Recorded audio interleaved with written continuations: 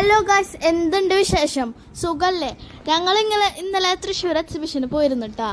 അവിടെ ആണെങ്കിൽ പൂര തിരക്കൊന്നും ഉണ്ടായില്ല. പ്രതീക്ഷ അത്ര തിരക്കൊന്നും ഉണ്ടായില്ല. ആൾക്കാർ ഭയങ്കര കുറവായിരുന്നു. എന്ത് വെച്ചാവോ പാവങ്ങൾ, സമയം ഉണ്ടാവൂലേ.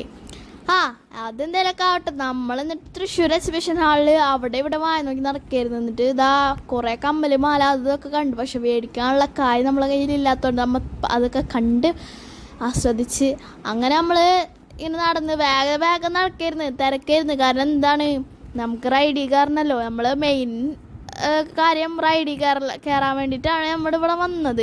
അല്ലാണ്ട് ഇതൊന്നും കണ്ടിട്ട് വലിയ കാര്യമൊന്നുമില്ല. മേടിക്കാനുള്ള പൈസ ഒന്നുമില്ലേ. അങ്ങനെ നമ്മൾ ഇങ്ങനെ അവിടെ ഇവിടെ നടക്കായിരുന്നു.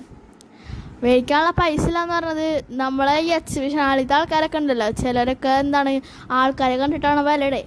അപ്പം നമ്മൾ കുറച്ച് ലോക്കൽ ലുക്കിൽ പോയാൽ അവർ നമുക്ക് വിലക്കുറവിലൊക്കെ തരും. അങ്ങനെ ബുക്ക് സ്റ്റാൾ അത് ഇതൊക്കെ കണ്ട് എന്നിട്ട് അവിടെ ഇവിടെ അലഞ്ഞിട്ട് നടന്ന് ലാസ്റ്റ് നമ്മൾ റൈഡിൻ്റെ ഭാഗത്തെത്തി.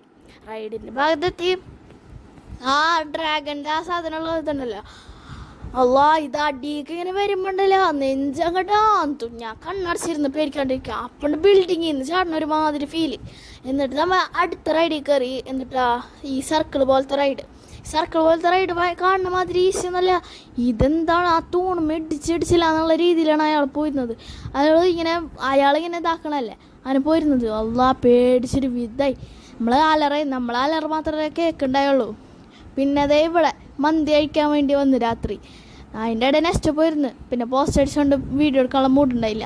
അങ്ങനെ മന്തിയൊക്കെ അടിച്ച് നമ്മൾ റെയിൽവേ സ്റ്റേഷനിലെത്തി. ലാമത്തെ പോയി. അങ്ങനെ നമ്മൾ ലാമത്തെ പോണതിന് കുറേ കരഞ്ഞ ഒരു ട്രെയിനും കണ്ടിട്ട് തിരിച്ചു പോകുന്നു. ശരി, എന്നാൽ ബൈ.